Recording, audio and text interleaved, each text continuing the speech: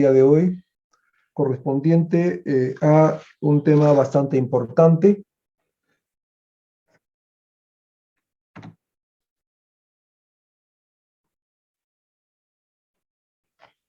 que es el de lesiones precursoras y cáncer del cuello uterino.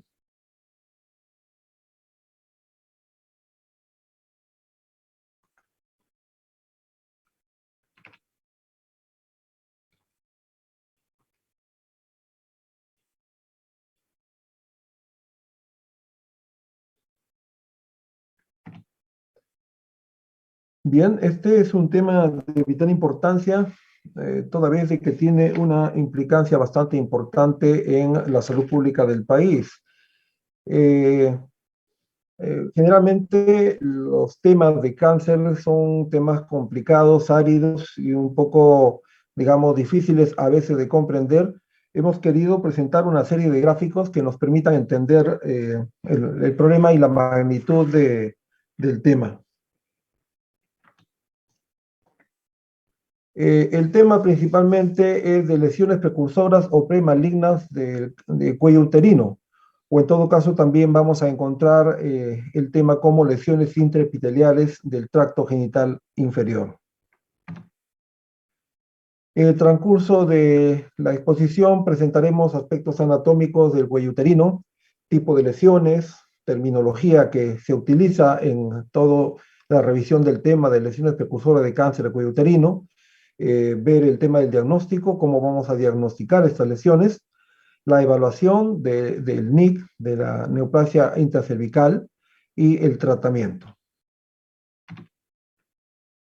Quiero comenzar presentando este cuadro de Globocan 2018, en donde nos presenta el número de casos nuevos para el año 2018 en mujeres de todas las edades. En este cuadro podemos observar de que los dos primeros tipos de cáncer, tanto el cáncer de mama como el cáncer cervicuterino, son los cánceres que van a estar en primer lugar en, digamos, la serie de casos de cáncer de cuello uterino que se han suscitado en mujeres para el año 2018. Como vemos, han habido 35.879 nuevos casos ese año 2018, y que de ellos el 30% aproximadamente han sido del total de cánceres en mujeres, han sido cánceres ginecológicos, dentro de ello el cáncer de mama y secundando el cáncer de cuello uterino. En total, en número, 6.985 casos de mama, cáncer de mama, y 4.103 casos de cáncer de cuello uterino, con una alta mortalidad, dado que probablemente ya son catalogados como casos nuevos de cáncer. Si podemos observar esta estadística, esta es totalmente diferente en países como Inglaterra, Canadá, Estados Unidos, porque en estos países digamos, los tipos de cánceres van a ser los principalmente el cáncer de mama, el cáncer colorectal, el endometrio, cáncer de ovario, y recién, digamos, se presenta en estos países el cáncer de cuello uterino, a diferencia de que en el Perú secunda el total de casos. Vamos a recordar la anatomía digamos, del útero y del cuello uterino principalmente para podernos ubicar en contexto. Sabemos que el cuello uterino o el útero en todo caso es un órgano fibromuscular en forma de pera invertida que va a tener en su extremo inferior el cuello del útero. El cuello del útero es un órgano fibromuscular, una estructura cilíndrica, tubular que tiene aproximadamente de 3 a 4 centímetros de longitud, de 3 a 4 centímetros de longitud, digamos con un diámetro de 2.5, 2 centímetros y medio. Podemos observar aquí en la gráfica de que aquí está, digamos, el orificio cervical interno, que inicia esta medida del tamaño de la longitud del cuello uterino, y el orificio cervical externo. Este cuello, digamos, uterino va a estar conformado, revestido por dos partes importantes. Un endocervix, que es, digamos, en la cavidad vaginal, el endocervix, y, digamos, una parte externa que es el exocervix. Es importante, digamos, identificar la parte anatómica y la parte histológica, y citológica de este segmento importante del útero, porque allí vamos a, digamos, a revisar durante toda la clase de hoy el tema de lesiones premalignas y cáncer de cuello uterino. El endocervix va a tener un epitelio, va a estar, digamos, revestido por un epitelio columnar, epitelio glandular o cilíndrico, ¿no? Conocido con esos tres nombres, epitelio columnar, o epitelio glandular, o epitelio cilíndrico, que es un epitelio de una sola capa. A diferencia del el exocervix, que va a estar conformado por un epitelio escamoso en esa parte, ¿no? Y obviamente va a haber una, digamos, una zona de unión, que es la unión escamo-columnar. Esta unión escamo-columnar es de vital importancia para, digamos, la revisión de nuestro tema. Aquí tenemos otro gráfico importante en donde podemos ver ya, digamos, la parte del cuello uterino en su contexto. Vamos a ver que el cuello uterino va a estar, digamos, compuesto por tres porciones: una porción supravaginal, una porción vaginal y una porción intravaginal. Lugar donde va, digamos, a tenerse el asentamiento de la lesión que vamos a tratar hoy día. La lesión, también, digamos, la parte intravaginal o la porción intravaginal va a denominarse hocico de Tenca. En el gráfico de la izquierda podemos observar aquí el orificio cervical interno y en la parte externa el orificio cervical externo, el interno y el externo. Aquí tenemos el epitelio columnar, que luego veremos en un corte histológico en todo el trayecto del canal del cuello uterino. Aquí vemos la zona de transformación, que es una zona importante. Aquí esta zona de transformación reviste importancia porque ahí se va a ubicar y se va a asentar digamos, el virus para que, digamos, desarrolle el cáncer del cuello uterino. Va a haber una unión escamo-columnar original, porque esta unión escamo-columnar original va a estar en sus inicios, como veremos en adelante, en la parte interna. Primero en la parte externa se invagina y va a depender, digamos, de la etapa en la cual la mujer va a atravesar. Hay una unión escamo-columnar original y hay una unión escamo-columnar activa, que es importante que se diferencie. La unión escamo-columnar activa es la unión donde digamos, el epitelio columnar va a estar, digamos, transformándose a través de un proceso metaplásico, ¿no? Esta es la zona de transformación, todo este sector.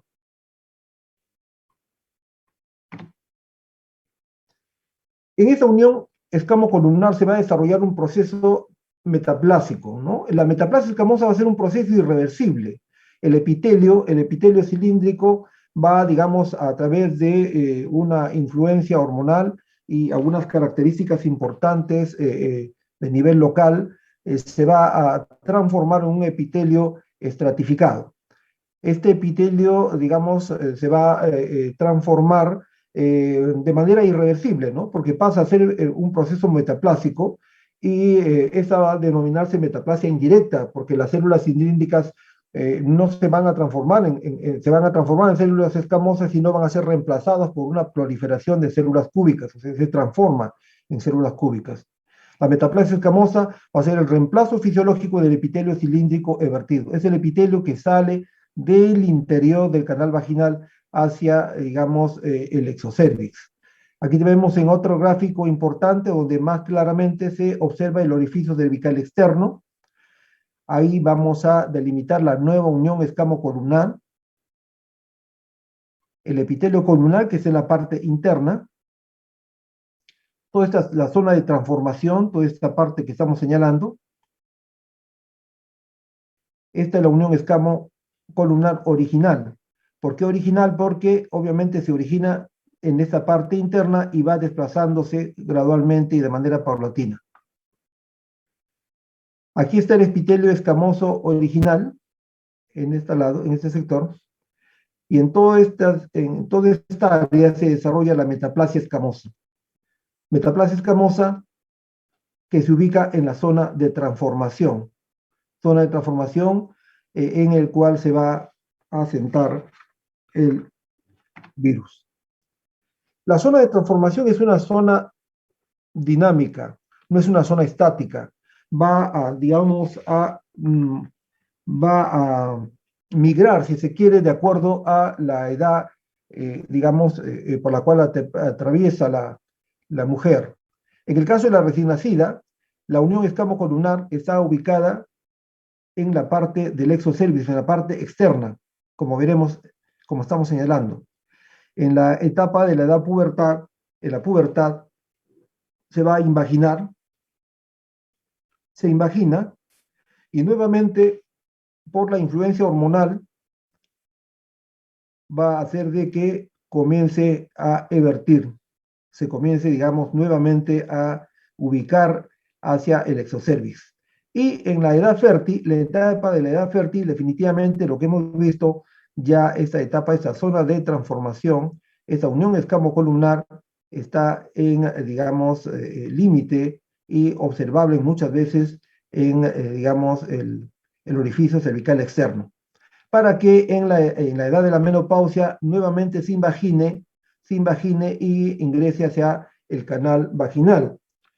Este detalle, digamos, de la evolución y migración de la zona escamocolumnar es importante, toda vez que, eh, por ejemplo, para la toma de la muestra de Papa Nicolau en las pacientes en la etapa del climaterio, en la etapa de la menopausia, va a ser totalmente, digamos, complicada y compleja, porque podemos tener algún tipo de lesión a ese nivel, pero no vamos a poder identificar porque se encuentra en una zona, digamos, invaginada.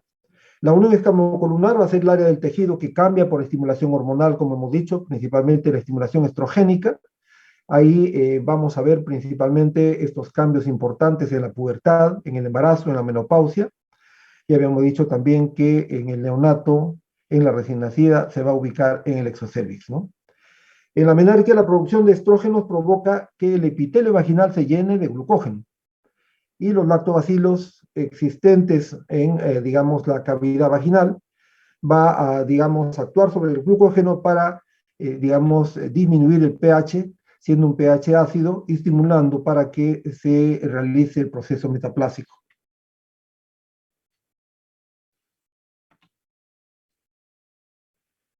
Aquí tenemos un gráfico, son gráficos en donde podemos observar con una aparente, bueno, se trata de simbolizar la ampliación de la parte del orificio cervical externo, en la cual las células, digamos, las células cilíndricas que se encuentran en el endocervix a través de la influencia hormonal, a través del incremento del pH en la vagina, va a hacer de que se forme el proceso, va hacia la parte del exocervix, y con la influencia de los estrógenos va, digamos, a vertirse se va a formar el ectropion posteriormente, ¿no? Se llega a vertir el tejido endocervical, y el ectropion, como veremos en adelante, será el tejido que se va a ubicar en esta parte. Aquí tenemos el proceso metaplásico a nivel de el orificio cervical externo. Estos son los cambios que se realizan. Inicialmente el proceso metaplásico. Aquí se encuentra graficado también la unión escamocolumnar, la unión escamocolumnar nueva. Luego, aquí llega, es el gráfico también de la llegada del virus, del papilomavirus, hacia la zona de, digamos, de la metaplasia, y va a comenzar a formar la transformación, digamos, de los tejidos. Este es el gráfico de la presentación del papilomavirus. Aquí tenemos el corte histológico de la capa cilíndrica del endocervix. Y aquí una manifestación del papilomavirus cuando un determinado tipo y cepa de papilomavirus produce los condilomas, ¿no? Son tipos de condilomas que se presentan en la vagina.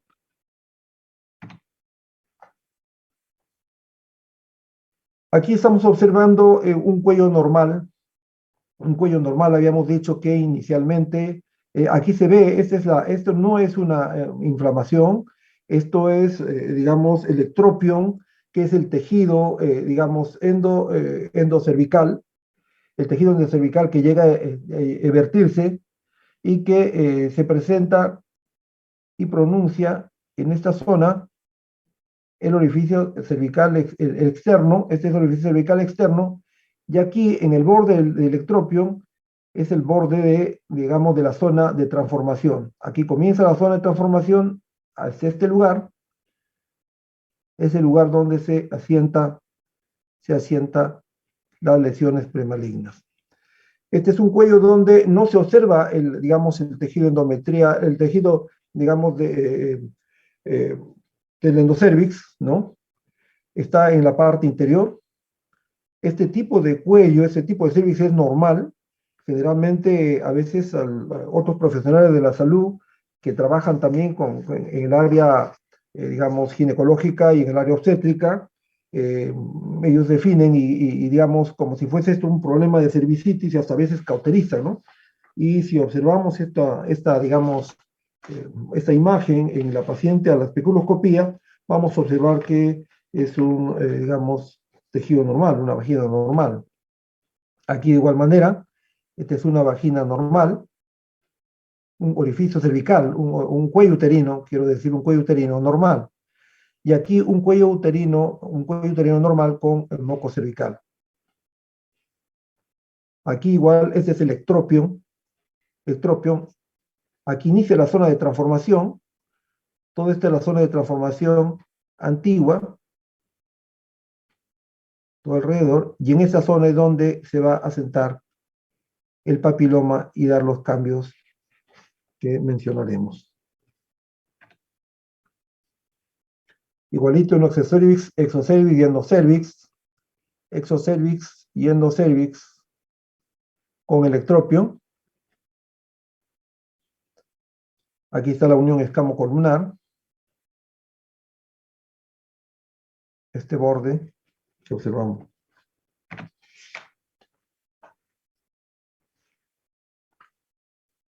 Las lesiones premalignas, ¿cómo se van a presentar las lesiones premalignas y cuál va a ser la historia natural de la infección del PVH? La infección por PVH es una infección muy difundida, muy, digamos, estadísticamente, digamos, en mayor representación e infección a las mujeres, ¿no? Realmente se dice que un 70% de mujeres en algún momento de su vida van a infectarse por VIH. Actualmente hay un 10% de prevalencia y se considera que es la infección de transmisión sexual más difundida en el mundo, ¿no? Más que el HIV, más que sífilis, más que otras infecciones. Esta es la infección más, digamos, difundida digamos que se presenta a nivel de las mujeres. Generalmente el papilomavirus va a infectar a través de la relación sexual o a través también, digamos, de contacto de mucosas, ¿no? No solamente se describe y menciona de que la relación sexual puede producir la infección por papilomavirus, también la contaminación de, digamos, secreciones puede llevar a que la mujer pueda contaminarse, pueda infectarse de papilomavirus. Ese papilomavirus ingresa al cuello uterino, produce la infección.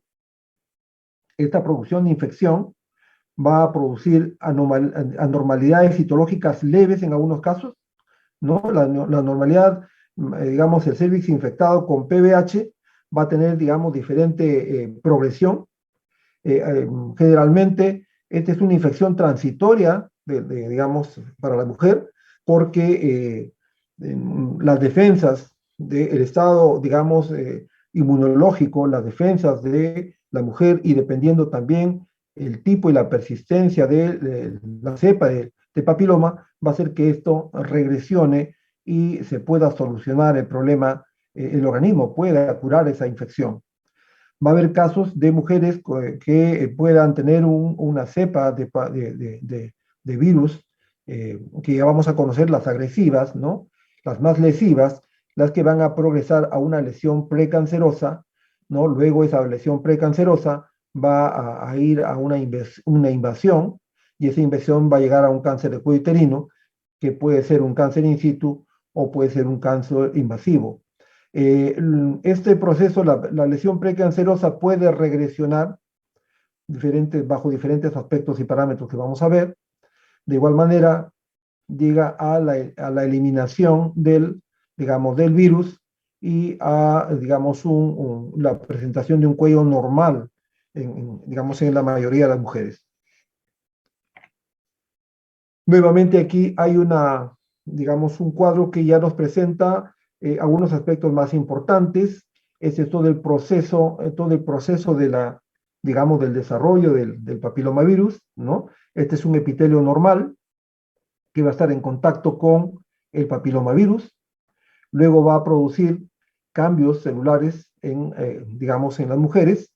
Esos cambios celulares van a producir la infección por PVH o HPV. Puede presentar coleocitosis, que es la presencia digamos, dentro del virus, dentro de la célula. Puede desarrollar un NIC1, un NIC2, un NIC3, y luego llevar a un carcinoma invasor. El NIC es la neoplasia intracervical, ¿no? Que es un tipo de catalogación, de categorización y clasificación que se venía realizando. Ahora, como veremos luego, hay una nueva calificación, una nueva, digamos, agrupación de lesiones, en la cual se va a agrupar en dos grupos grandes, ¿no? Bethesda, que es el sistema de Bethesda, que es la nueva catalogación de las lesiones, ¿no? En ellas, por ejemplo, se va a agrupar en dos grupos o dos grandes grupos, que son las lesiones intraepiteliales escamosas de bajo grado y las lesiones intraepiteliales escamosas de alto grado. Es decir, ya vamos a ver a continuación el detalle de, digamos, la clasificación de Bethesda de estas lesiones, pero queremos aquí demostrar en términos general de que esa es la línea del tiempo en la cual va a desarrollarse la evolución del cáncer de cuello uterino. Ahora, la infección persistente del PVH, ¿no? Eso va a ser uno de los factores que va a, digamos, determinar que pueda evolucionar hacia a un cáncer invasor. Aquí, digamos, es importante también observar que la intervención debe de realizarse en este nivel, ¿no? Digamos, cuando hay una infección recientemente, digamos, lograda para realizar el tamizaje, la identificación y el tratamiento adecuado. Hemos querido poner a continuación este cuadro porque, a diferencia del anterior, para que ustedes vean, aquí está, digamos, la clasificación de acuerdo a los NICs, NIC1, NIC2, NIC3, que de alguna manera nos va a ayudar a entender el siguiente cuadro, dado que van a haber cuadros digamos, van a haber casos de NICs 1, 2, que van a regresionar, y los porcentajes digamos, de regresión.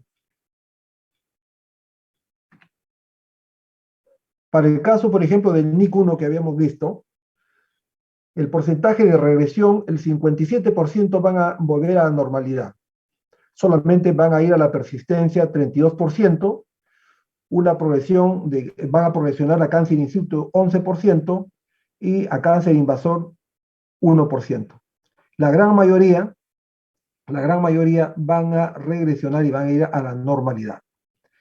En el caso de los NIC2, el 43% regresionan, van a la persistencia, o sea, la persistencia y que el virus continúa, el organismo de la mujer, las defensas y el tipo de virus va a ser de que persista, digamos, en la vagina, en el cuello del útero, ¿no?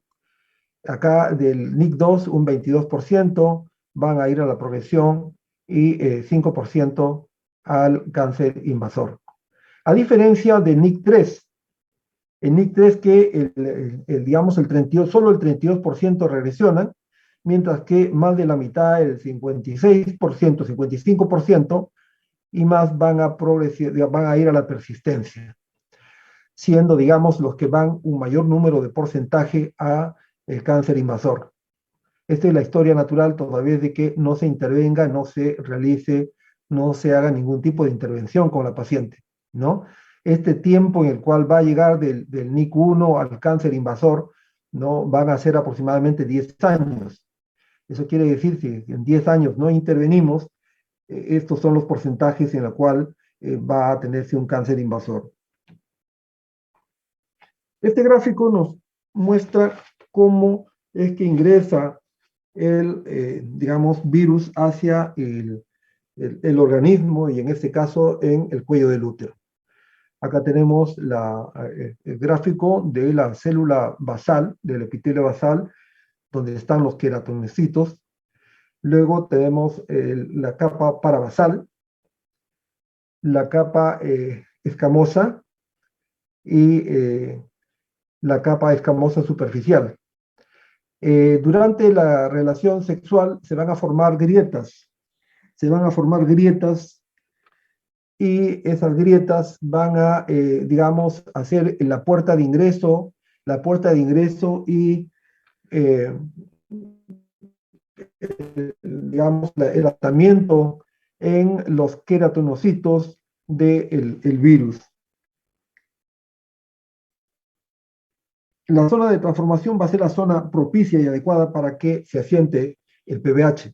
Aquí ingresan el virus, se va a sentar en la capa basal, donde están los queratinocitos, y al ingresar, digamos, el virus a la célula, como todo virus, va a ser de que el ADN del virus forme parte del ADN de la célula, para que ésta utilice sus mecanismos de síntesis de proteínas para poder generar las proteínas de ensamblaje del virus y así se reproduzca de manera, digamos, continua.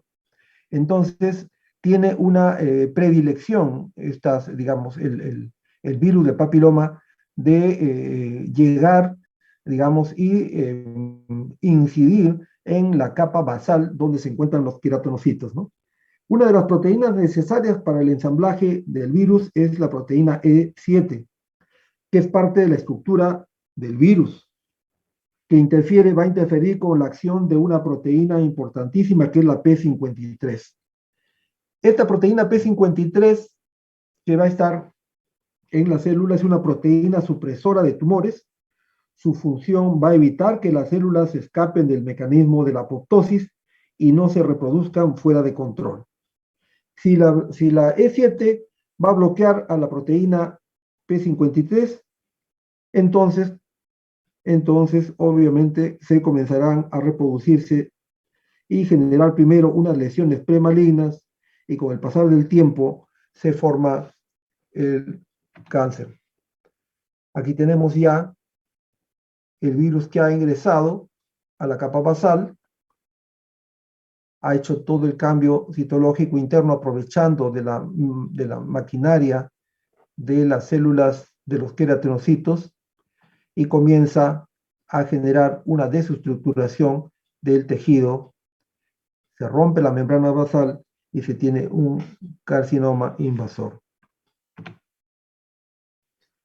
Este es el resultado de la infección genital por PBH. Generalmente es un cuadro subclínico, como veremos. Puede ir a la formación, puede ir a la latencia, puede estar ahí de manera subclínica, no hay ninguna molestia, ¿no? Pueden formar condilomas, dependiendo del tipo digamos, de tipo de virus, de la cepa de virus, como también puede ir a una neoplasia intracervical, ¿no? Una neoplasia intracervical. Esta neoplasia intracervical puede ir a una resolución y a una eliminación espontánea.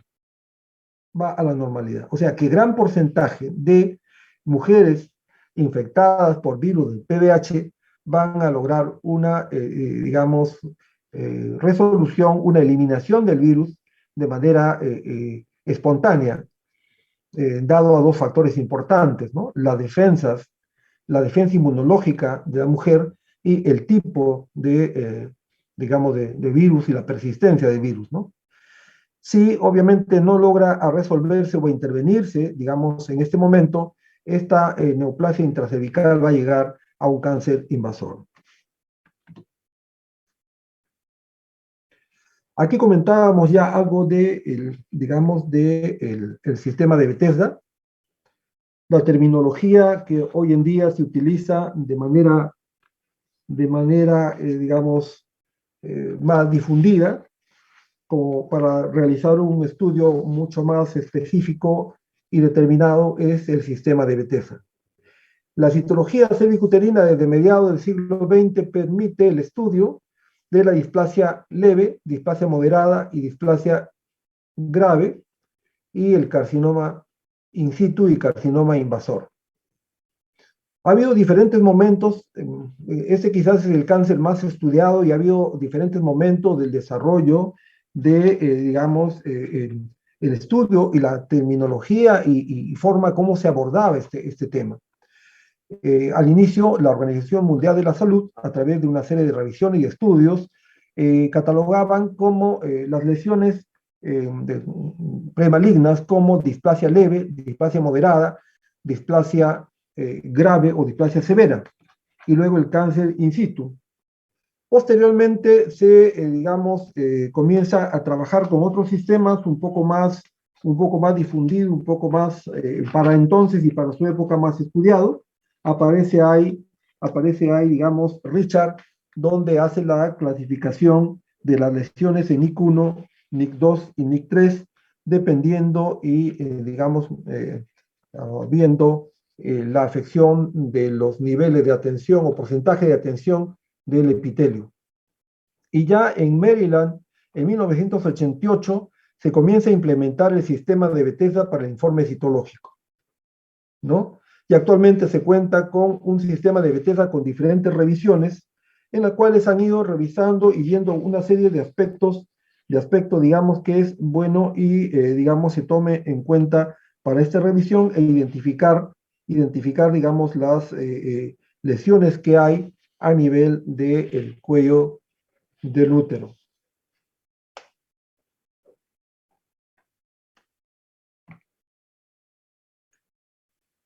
El tipo de lesiones que desarrolla el sistema de Bethesda es básicamente orientado a catalogar en lesiones intraepiteliales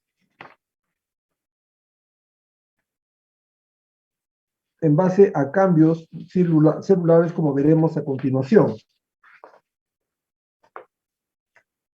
El sistema de Bethesda básicamente orientaba su clasificación citológica en base a identificar tres grupos de, digamos, células, ¿no? Buscar la citología normal, luego buscar la citología de cambios celulares reactivos, y las células epiteliales, y buscar, digamos, las células epiteliales anormales. O sea, básicamente en eso se orientaba, digamos, el sistema de Bethesda. Porque este estudio de Bethesda está en base a un estudio citológico, porque en realidad el tema de realizar biopsias era todo un proceso mucho más complejo, tomaba más tiempo, ¿no? Y para hacer trabajos masivos frente al problema también masivo de salud pública a nivel, digamos, ¿no? De diferentes partes de los países, la idea era tener un sistema mucho más práctico, que solamente a través de un estudio citológico se pueda tener una clasificación de cambios normales y anormales en el cuello del útero. Tal es así que se identifican, digamos, dos grupos importantes de células, o fija en todo caso dos grupos importantes de células, ¿no? Aquellas relacionadas a las células escamosas, habíamos visto en el ectocervix, ¿no? En el ectocervix teníamos nuestras células escamosas, donde ahí puede asentar, digamos, en la zona de transformación el papiloma, y también puede haber, digamos, cáncer, y puede haber asentación del papilomavirus en las células glandulares.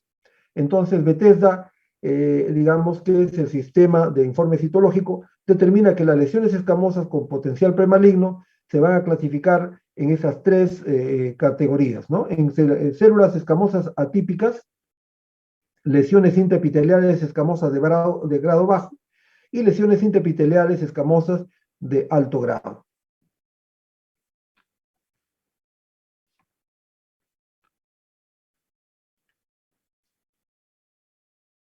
Las lesiones escamosas atípicas van a estar, digamos, definidas en dos categorías, ¿no? El ASCUS, aquellas de importancia desconocida, y el ASC-H, aquellas que deben excluirse lesiones de alto grado. Las lesiones intraepiteliales escamosas de bajo grado van a incluir el NIC1, que anteriormente se denominaba displasia leve, van a incluir también los cambios de PBH denominados atipia coilocítica, y las lesiones intraepiteliales escamosas de alto grado van a incluir a los NIC2 y al NIC3. El NIC2, ¿no? La displasia moderada, y la displasia severa o grave, el NIC3. La terminología de ABUS o células glandulares atípicas de importancia determinada caracteriza la neoplasia glandular no escamosa originada en el cuello uterino.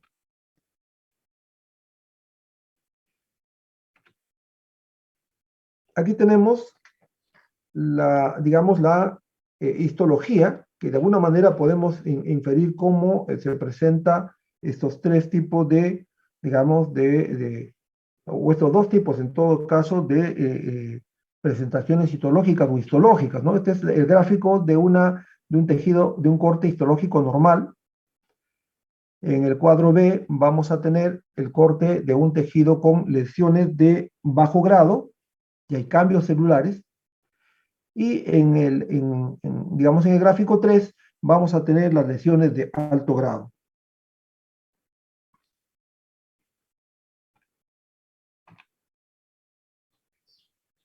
Estas son las características de las células, o sea, en este estudio citológico se va a observar dos grandes grupos, como hemos dicho, y van a identificar lo que hemos manifestado, ¿no? Las diferentes características de las células.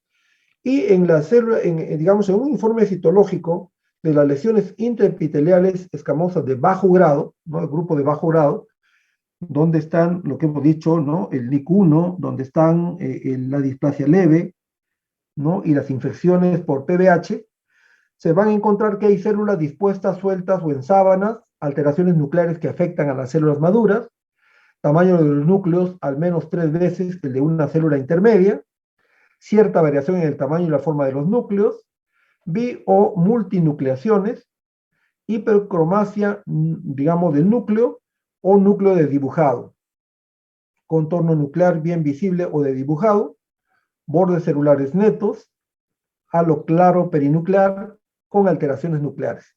Esta relación, digamos, de características son las características que presentan las células de bajo grado, las lesiones intraepiteliales escamosas de bajo grado. A diferencia de la presentación de estos cambios en las lesiones intraepiteliales escamosas de alto grado, alteraciones nucleares que ocurren en las células de apariencia inmadura, con citoplasma mal definidos y al contrario densos, a veces queratinizados, células se disponen sueltas, ¿no? Agregados, sincitiales o en sábanas, núcleo aumentado de tamaño y deformado, pero con citoplasma disminuido, ahí predomina más el núcleo. En conjunto, el tamaño nuclear es menor en las lesiones de bajo grado. Hipercromasia con cromatina glandular fina o gruesa y distribución uniforme, contornos nucleares más irregulares y ausencia de nucleolos.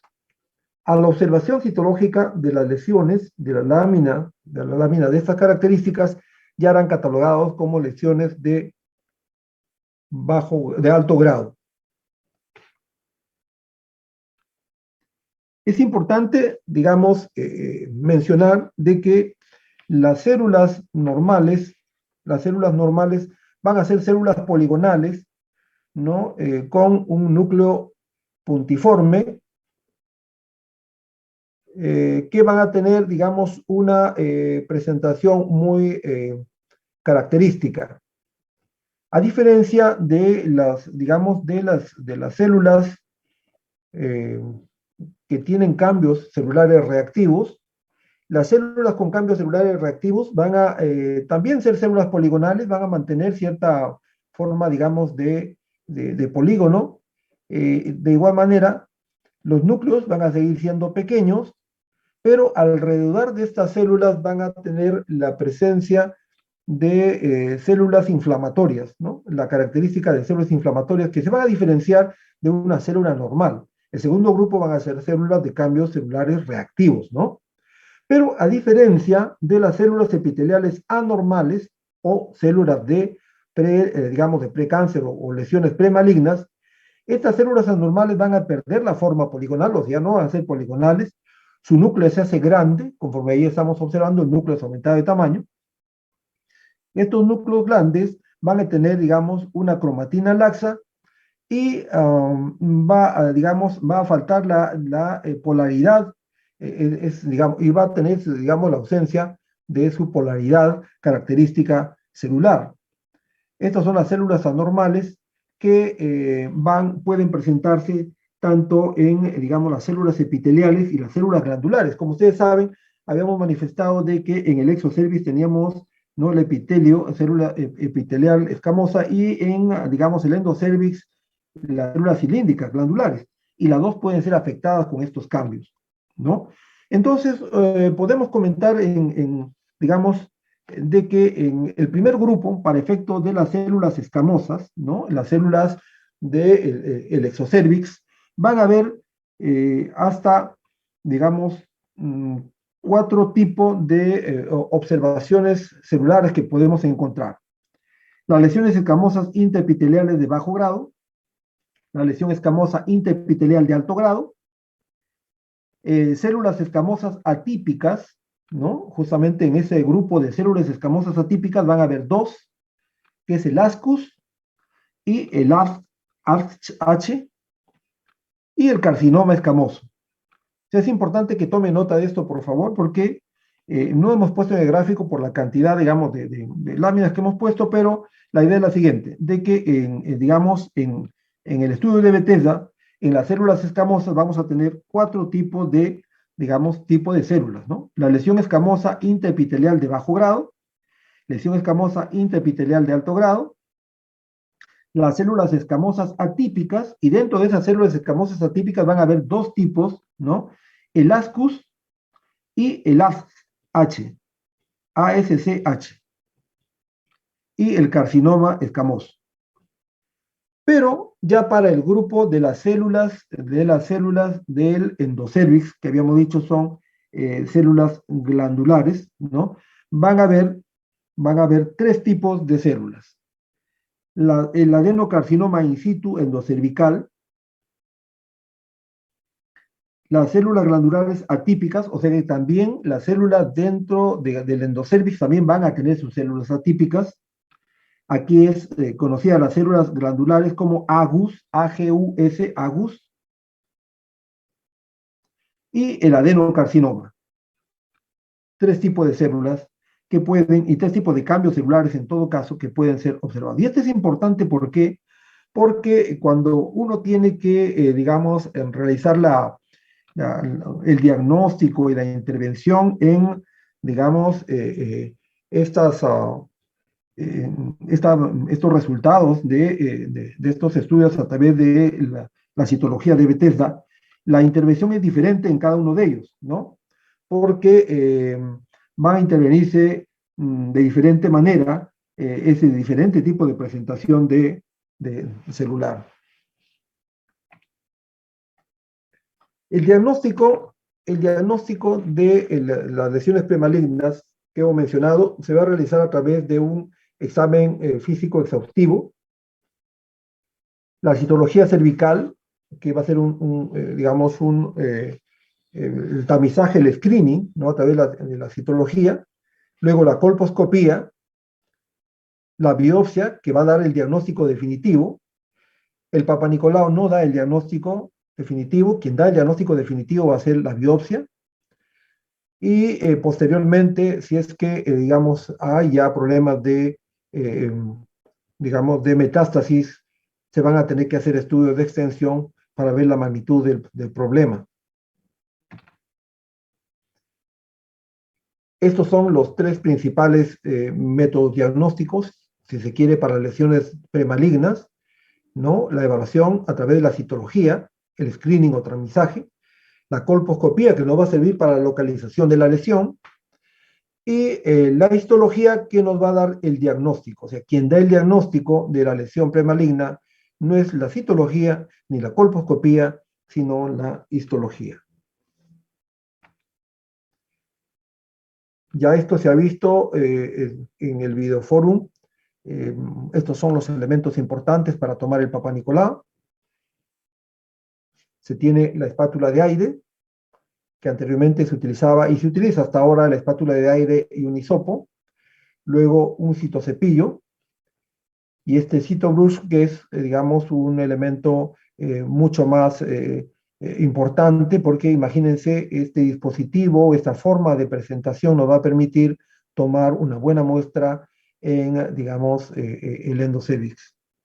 Y las láminas correspondientes, que deben estar debidamente rotuladas. Para realizar, una vez que se realiza la colposcopía, justamente la colposcopía se realiza con la finalidad de realizar la biopsia, ¿no? No solamente identificar las zonas potenciales afectadas por algunos cambios del papilomavirus. Entonces aquí, a través de la identificación y la coloración del cervix, se va a hacer la biopsia. Estas son las pinzas de biopsia de cervix. La toma de muestra de Papá Nicolau, aquí está el Papá Nicolau, informa los cambios celulares anormales en el cuello uterino, que permite diagnosticar las lesiones precursoras, lesiones premalignas de cáncer y el cáncer en sus estadios subclínicos, ¿no? No se debe realizar ante tumores visibles clínicamente. O sea, cuando uno pone el espéculo y vemos que realmente ya hay una tumoración ahí, ya obviamente el Papá Nicolau está de más, ¿no? O sea, no debe tomarse Papá Nicolau cuando se lee una lesión evidente. Ahí lo que ya correspondería sería una biopsia para el estudio específico, ¿no? El Papá Nicolau no diagnostica la infección de PBH, va a diagnosticar la histología, ¿no? Y indirectamente la presencia de células, ¿no? Habíamos dicho células coilocíticas, porque cuando sale un resultado a través del sistema de Bethesda o un informe, digamos, nos van a informar como presencia de coilocitos o células coilocíticas, y eso va a, digamos, orientar indirectamente a la infección de PBH. Aquí está, de alguna manera también, estamos presentando la sensibilidad y especificidad de las pruebas diagnósticas para digamos, el PBH, ¿no? A través del tiempo se ha ido incorporando nuevos estudios, ¿no? Nuevas formas de abordar el estudio de las lesiones premalignas, ¿no? Se tiene la citología convencional, se tiene la colposcopía, luego el uso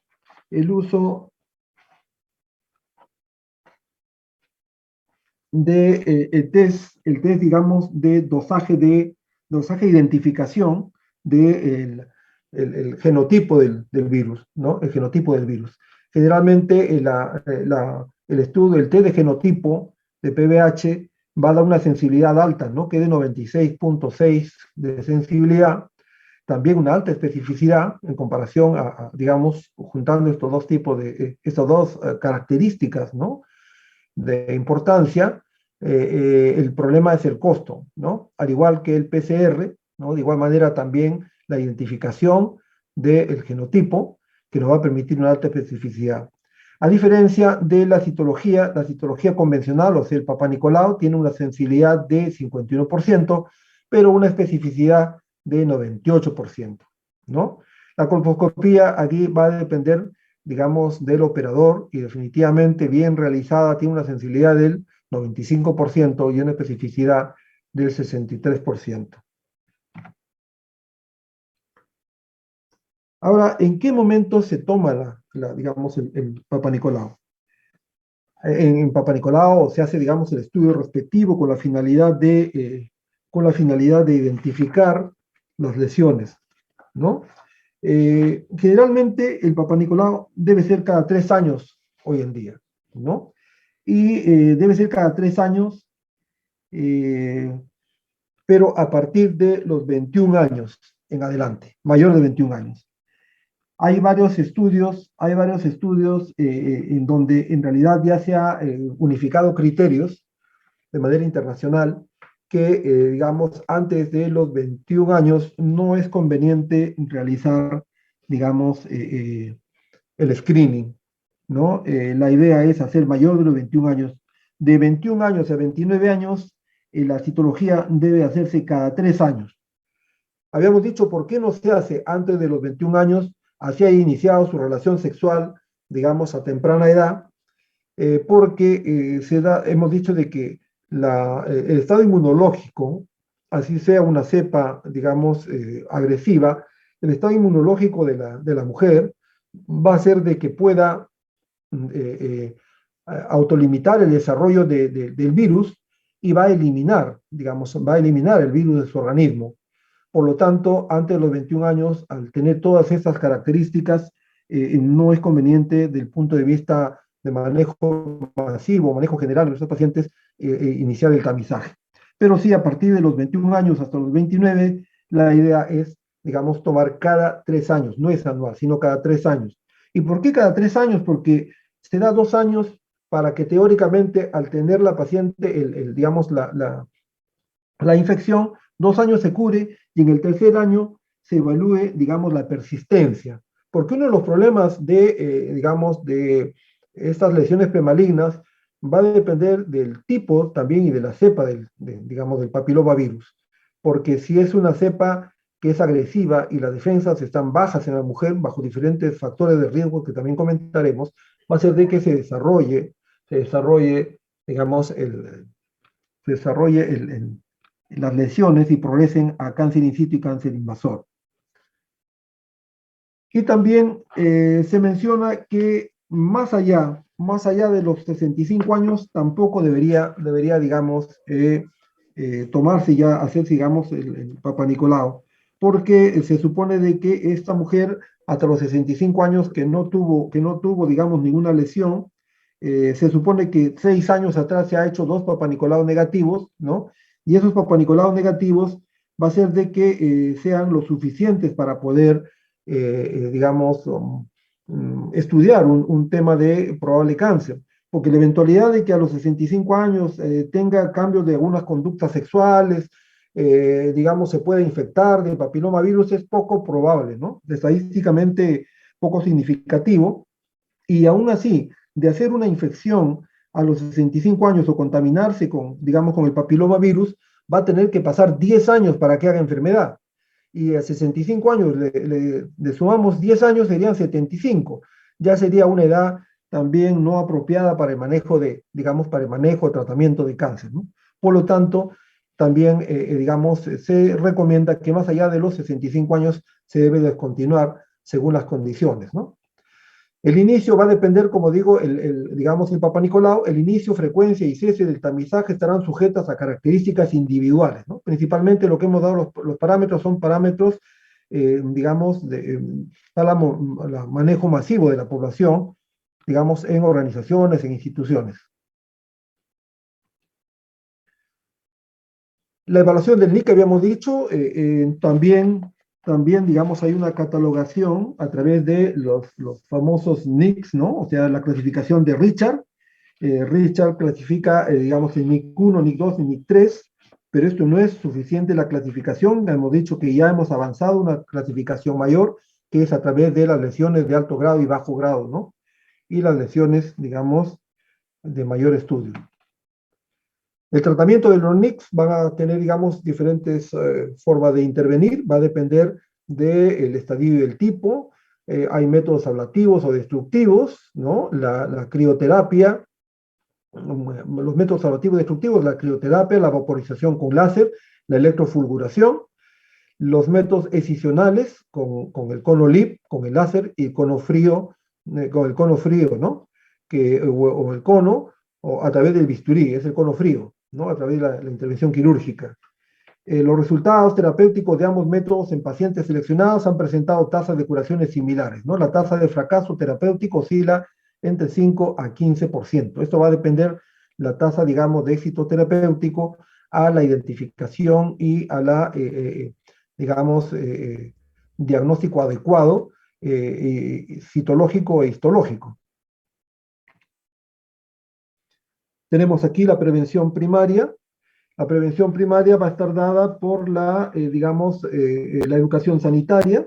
La educación sanitaria es fundamental porque ahí hasta donde sea posible tiene que promoverse el inicio o el retraso del inicio de la relación sexual, ¿no? Uno de los problemas del inicio temprano o la precocidad de la relación sexual, que es antes de los 19 años, esto también es un factor de riesgo para el inicio de cáncer de cuello uterino o presentación de lesiones premalignas y hacer cáncer de cuello uterino. ¿Por qué? Porque habíamos dicho que la zona de transformación se encuentra vertida, digamos, está en el área externa y va a ser, digamos, muy propensa a que pueda infectarse, ¿no? De igual manera tenemos las vacunas.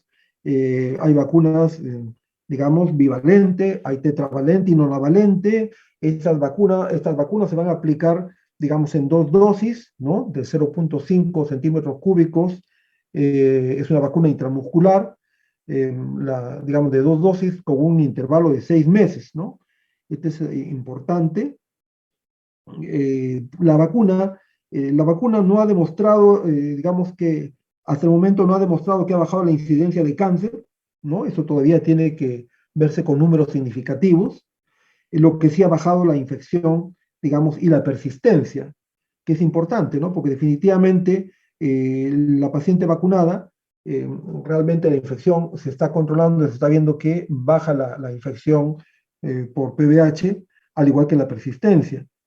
Es importante también mencionar de que una mujer que ha sido vacunada, digamos, por la vacuna de PVH, debe seguir realizándose el Papa Nicolau, con la finalidad de ir controlando esta evolución de la efectividad digamos, de la vacuna, ¿no? Porque vamos a ver que realmente baja la infección y baja la persistencia, o sea, no se va a tener la infección y persistencia. Las vacunas han logrado un impacto tan importante en la reducción de la mortalidad. Eso sí, en otros países donde en realidad está mucho más difundido la vacunación por PVH, ha quedado demostrado que la mortalidad ha ido descendiendo. La prevención secundaria, como ahora a veces digamos, no se tiene mucho trabajo en cuanto a la educación sanitaria y no se tiene muy difundido, digamos, la vacunación por PVH, lo que tenemos que hacer para prevenir el cáncer de cuello uterino es identificar, trabajar, digamos, en la identificación de las lesiones premalignas o las lesiones precursoras de cáncer uterino, de cuello uterino, y para eso vamos a realizar la prevención secundaria a través de los screening, ¿no? El screening va a estar dado a través de diferentes intervenciones, el Papa Nicolau, el IVA, que es la infección visual de ácido acético, ¿no? Que debería hacerse de acuerdo a la norma cada 3 años, ¿no? Y la tipificación del genotipo, que es cada 5 años. O sea, en realidad hay que ver, digamos, qué tipo de genes, de qué tipo de genotipo se tiene de PVH para ir conociendo, digamos, el caso, ¿no? Y ver una intervención adecuada.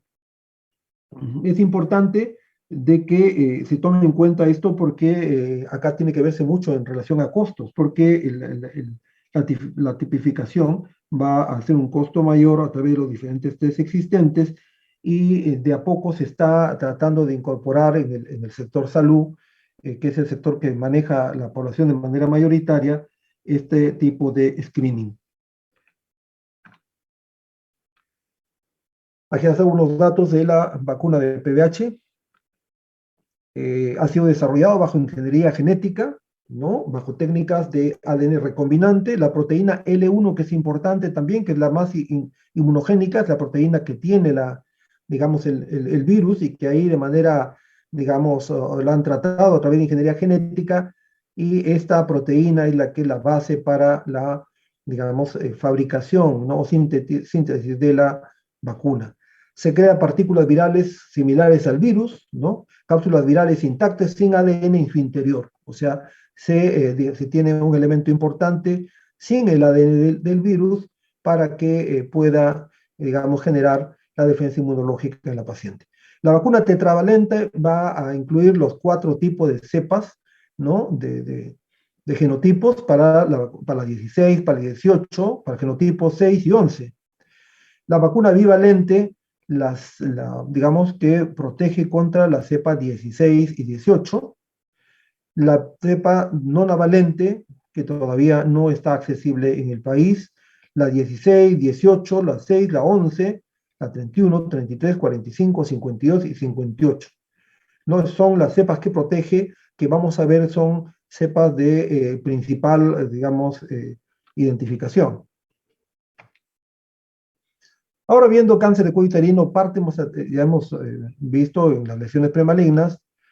En el tema del cáncer de cuello uterino veremos algunas características, la incidencia, factores de riesgo, el cuadro clínico, la clasificación, el diagnóstico y el tratamiento.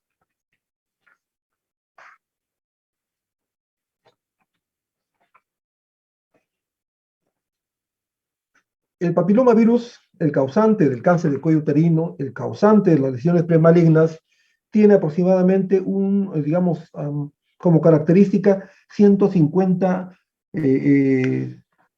subtipos, o sea, serotipos o genotipos, ¿no? 150. 30 de ellos infectan al tracto genital inferior, 30 de ellos.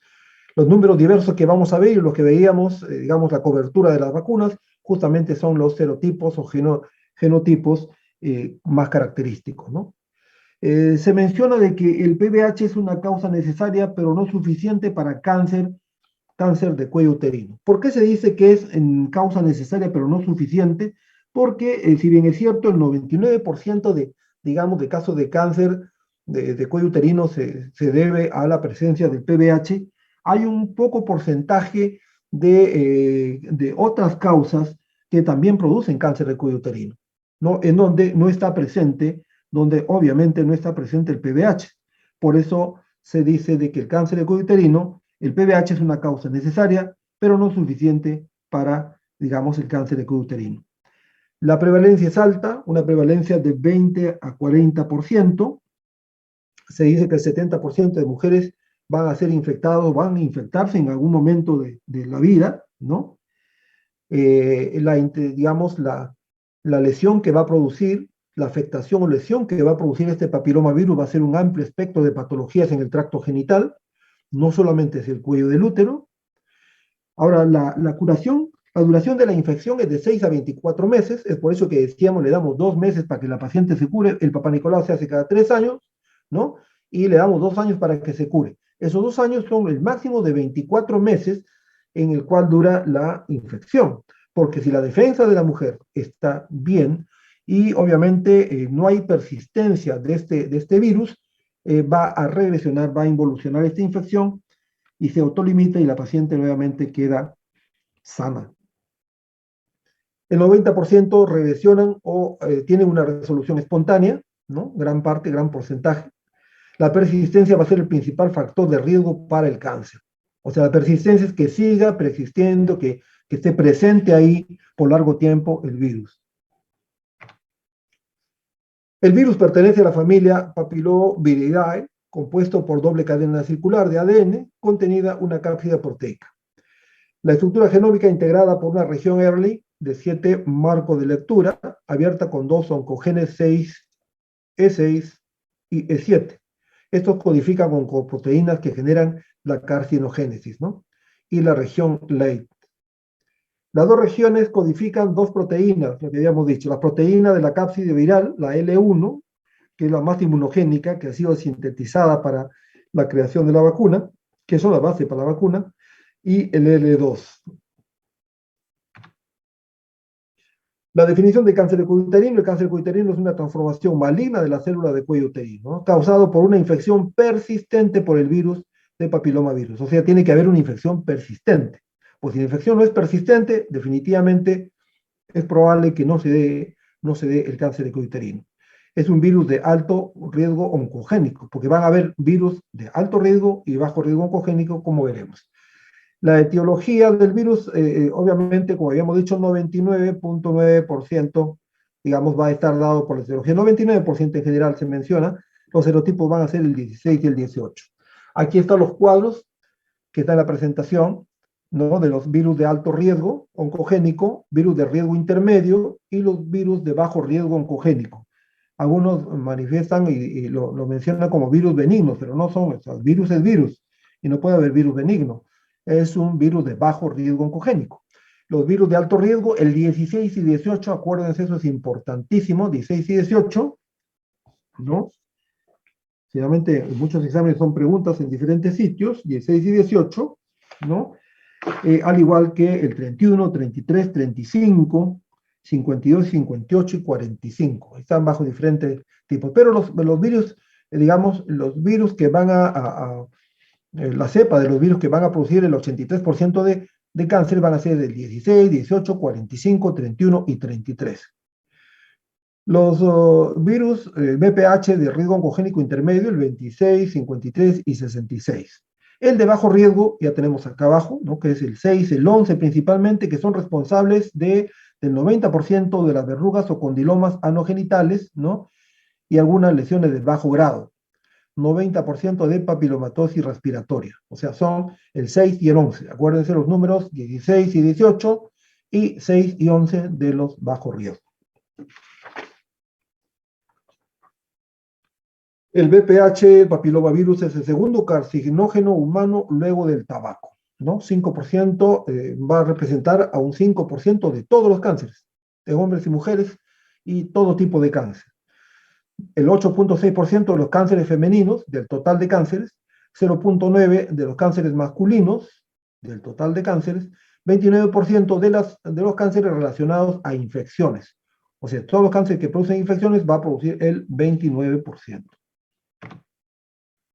Habíamos dicho, hay una variedad de, digamos, de lesiones que pueda presentar, digamos, o afectar este BPH o PBH al cuello uterino, que es el 100% de, digamos, de casos, a la vagina un 65 al 90% de casos van a ser, digamos, por PBH, a la vulva el 40%, al pene 40%, al ano 90%, orofaringe 30% y la cavidad oral el 3%.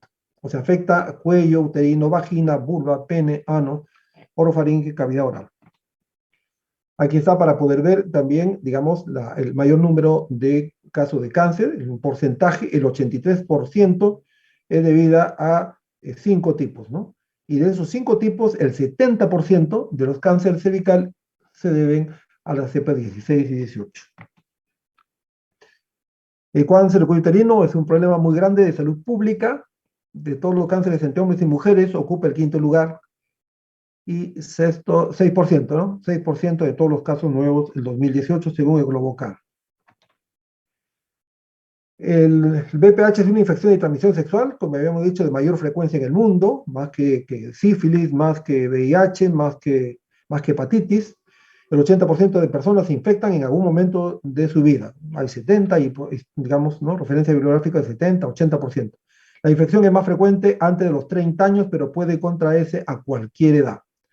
La mayor parte de las infecciones son transitorias, ¿no? Las infecciones persistentes con PBH oncogénico representan el riesgo para cáncer de cuello uterino. O sea, el riesgo de cáncer de cuello uterino es la persistencia del VPH o PBH. Factores de riesgo, la infección genital por PBH, que esté presente, conductas sexuales de riesgo, edad temprana de inicio de relación sexual, número de parejas, la inmunosupresión crónica, pacientes con VIH también, ¿no? Requieren en ellas sí, quizás recordar y comentar de que en ellas requiere los papanicolaos más frecuentes, ¿no? El primer año debería hacerse un papanicolao a una paciente con VIH cada 6 meses y lo siguiente cada año, a diferencia de la población normal que debe hacerse cada 3 años el papanicolao. Paciente trasplantada también porque obviamente reciben tratamiento inmunosupresor y digamos las bajas defensas hace de que puedan ser tributarias de infección. Problemas socioeconómicos, la multiparidad, la pobreza, la desnutrición crónica, todo esto englobado en, digamos, los bajos niveles socioeconómicos, bajos ingresos y también la pésima sistema de salud que no acceden a estas personas con estos descartes y tamizajes y screening oportunos. El tabaco, los anticonceptivos hormonales, la contaminación de la madre a su hijo durante el parto vaginal, ¿no? Que es otro dato importante que debe tomarse en cuenta. También se comenta en algunos trabajos de investigación aspectos genéticos, ¿no? Hija de madre con cáncer de cervix tiene el doble de riesgo de hacer cáncer de cervix. Eso todavía está en estudio, probablemente hay un factor también genético que hace de que pueda haber mayor propensión de infección. El cáncer de cuello uterino y cuadro clínico. El cuadro clínico, generalmente la gran mayoría de casos es asintomático, por eso es importante el screening en personas normales. ¿Por qué? Porque, digamos, ya la sintomatología se va a presentar cuando hay problemas realmente con los cuadros avanzados, ¿no? El sangrado poscoital, ¿no? Hay casos que presentan en diferentes exámenes, ¿no? Mujer de 45 años que tiene sangrado, mujeres de 50 años que después de relación sexual tienen sangrado, lo más probable es cáncer de cuello uterino. Sangrado genital anómalo, menorragias, metrorragias, flujo vaginal maloliente. Estos son casos sospechosos o síntomas sospechosos que podrían darnos a entender un probable, digamos, ¿no? Cáncer de cuello uterino. Mujer que nunca se ha hecho el Papá Nicolau, mujer que ha tenido un Papá Nicolau, digamos, con cierta alteración y que no volvió, se perdió y obviamente aparece con estos síntomas. Ya para los casos avanzados, que en realidad son complicaciones mayores, ¿no? Cuando ya hay metástasis, cuando ya hay problemas, digamos, del desarrollo del cáncer en otros lugares del organismo, que no es el cuello del útero, va a tener pues anemia crónica, síntomas urinarios, tenesmo rectal, dolor pélvico, disuria, hematuria, síntomas generales, en general estreñimiento, rectorragia, hidronefrosis, pérdida de peso, edema de miembros inferiores, insuficiencia renal obstructiva, distensión abdominal. Todas esas complicaciones van a depender de la metástasis y el grado de estadificación del cáncer de cuello uterino. La vía de diseminación va a haber, digamos, es también diversa. Infiltración directa, la más común, ¿no? La mayoría de los casos. La linfática, a través de toda la cadena, digamos, linfática, pélvica, aórtica, inguinal, ¿no? La diseminación linfática va a ser el indicador pronóstico de alguna manera. La sanguínea o hematógena a distancia, de igual manera, en algún momento va a haber diseminación a nivel del hígado, la glándula suprarrenal, pulmón, mediastino, hígado, cuando ya la metástasis obviamente es mayor. Intraperitoneal o sembraperitoneal es poco común, pero se menciona. Para recordar los órganos vecinos circundantes, por qué afecta a la vejiga, está cerca el cuello del útero a la vejiga, de igual manera el recto, colon recto, ¿no? Y obviamente para ver la relación con, digamos, los parametros que tiene que ver mucho en la intervención. La variedad de cáncer, ¿no? La clasificación y la histopatología, variedad de cáncer de cuello uterino a nivel histológico. Dice, en el exocervix, donde hay epitelio plano estratificado, el carcinoma epidermoide. Es una cosa importante que tienen que recordar.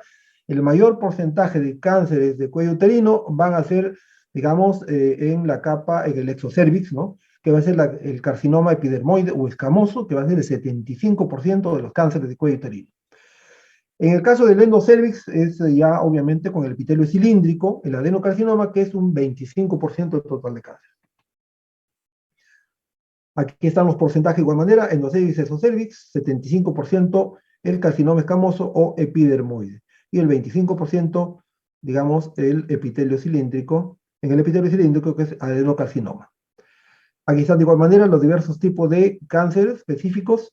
Aquí está digamos, el carcinoma de células escamosas o escamocelular, ya hemos dicho 75%, y los adenocarcinomas 25%. En esos 25% están diferentes tipos también. Hay carcinoma adenoescamoso, carcinoma adenoquístico, carcinoma de células pequeñas. El diagnóstico va a ser de igual manera por, digamos, un examen clínico exhaustivo, clínico e histológico también. Tiene que estudiarse, digamos, ¿no? A la paciente y al tumor.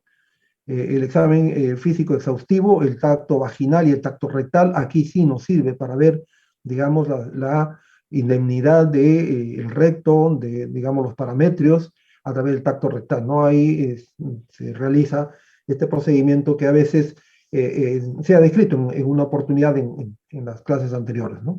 La exploración ganglionar de igual manera, la citología cervical, el test de Papa Nicolau, la colposcopía para la localización de la lesión, ¿no? Se localiza la lesión a través de las tinciones, ¿no? De el IVA, a través de, digamos, Schiller, vamos digamos, a hacer la tinción y hacer la biopsia, ¿no? Y la biopsia que va a dar, la biopsia a través del estudio histológico va a dar el diagnóstico definitivo.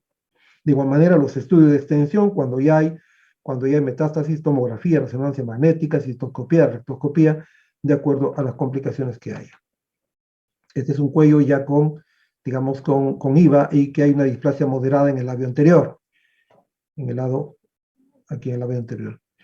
Y digamos, en el labio anterior también, un NIC3, como se observa, ¿no? Se ha hecho la coloración, ahí está la coloración blanca aquí hay otra, esto ya es un cáncer exofítico, habíamos dicho, si ponemos el espéculo y vemos una paciente que vemos en emergencia, llegar a ese tipo de pacientes con sangrado, y a poner, digamos, el espéculo, vemos que es una lesión colariforme, digamos, ¿no?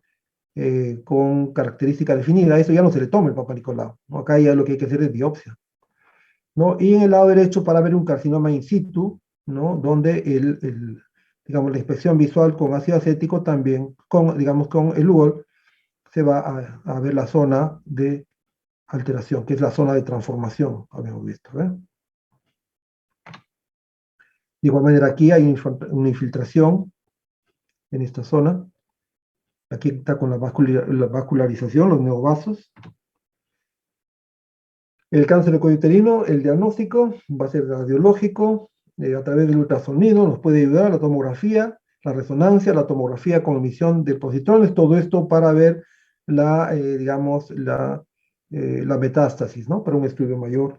Y quizás nos ayuda también el estadiaje.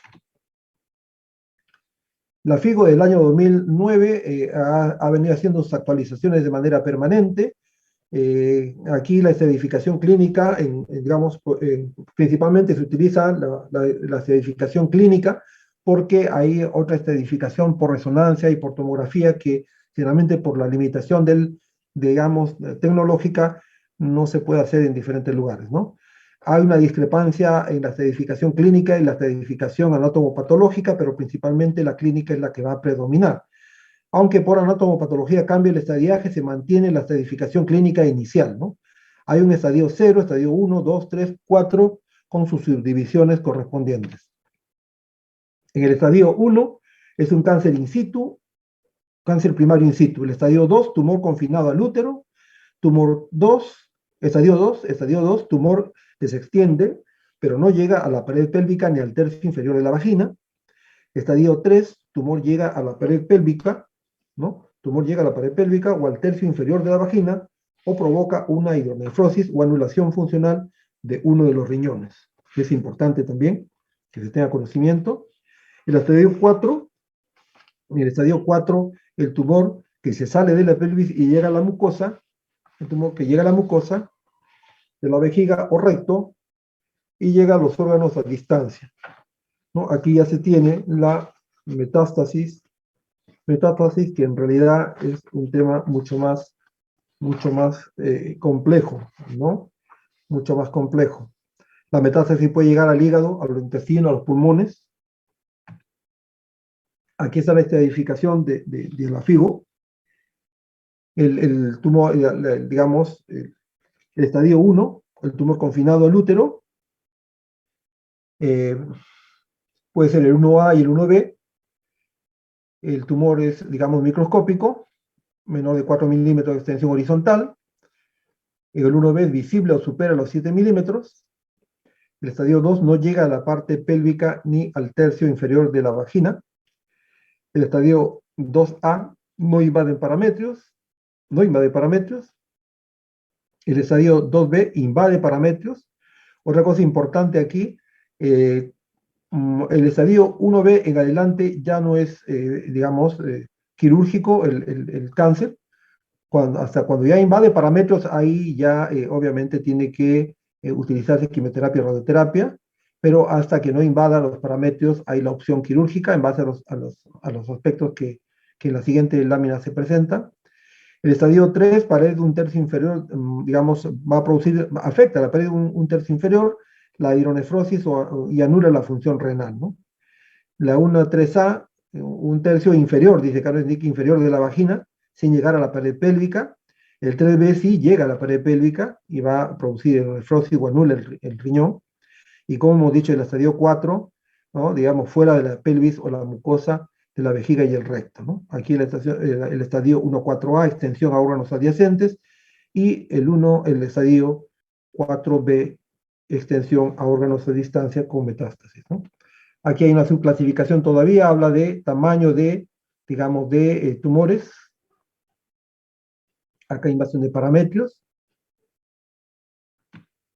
Aquí ya está en gráfico, para que tengan una idea más rápida. Carcinoma in situ, limitado al cuello uterino, tumor que se extiende más allá del cuello uterino, ¿no? Involucra el tercio superior y fondo del saco vaginal, sin afectación de parametrios. Acá hay con afectación de parametrios, el VIH con afectación de parametrios.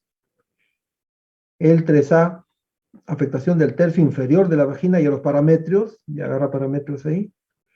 3B, tumor se extiende a la pared lateral de la pelvis a través de los parametrios y produce hidronefrosis y ya, digamos, hay compresión ureteral. Este es el 4, ¿no? Estratificación de cáncer del cuello uterino. Metástasis cerebro, pulmón, hígado, ganglios, hueso. El tratamiento del cáncer uterino va a depender del estadio, del tamaño del tumor, de la edad de la paciente, del estado de salud de la paciente, del deseo genésico. Van a haber pacientes que probablemente sean nulíparas y si es que es pertinente, bajo determinadas consideraciones, podría darse, digamos, un tratamiento ciertamente conservador hasta cierto aspecto. Caso de contraindicación también, van a haber diversos. En los quirúrgicos se prefería el tratamiento quirúrgico hasta que esté contraindicado. Ya hemos dicho, eso va a estar contraindicado mientras no afecte parametrios, ¿no? Y cuando se requiera conservar la fertilidad también. Radioterapia, cuando la quirúrgica no pueda realizarse, ¿no? Cuando el tumor es localmente muy avanzado, cuando después de haber realizado el tratamiento quirúrgico hay tejido residual. Anteriormente se decía radioterapia o quimioterapia, ahora sí es, de estos últimos años, es radioterapia y quimioterapia de manera integrada, junta. La quimioterapia cuando el tumor es localmente muy avanzado, ahora es quimio y radio. Los tratamientos quirúrgicos, conización, traquelectomía, o sea, digamos, sacar el cuello del útero en su totalidad, conización, el cono frío característico, la histerectomía total simple, histerectomía radical. Aquí están el tratamiento quirúrgico en 1A1, conización o histerectomía total simple, 1A2, 1B1, 2A1, traquelectomía o histerectomía radical con linfadectomía, y 1B2, 2A2 en adelante, radioterapia más no quimioterapia, y más radioterapia más quimioterapia. La etapa clínica temprana. Doctor, disculpe que lo interrumpa. Queda menos de un minuto para poder terminar la clase. Perfecto, ahorita terminamos con esto. Ok, gracias. Aquí está la tipificación. Quizás para terminar este dato importante, todo tumor de cervix es operable hasta los 4 centímetros. Cuando supera los 4 no es operable. Y que luego ya decíamos, un tumor invade los parámetros, ¿no? Cuando invade los parámetros, deja de ser quirúrgico. Estos son los factores protectores: sexualidad responsable, los screenings, la vacuna, no al cigarrillo, el uso de preservativos y estilo de vida saludable. Eso sería, digamos, el tema. Es largo, es engorroso, pero bueno, espero que haya quedado unos datos importantes para, digamos, ¿no?, el conocimiento de ustedes. ¿Habrá una pregunta o algún comentario?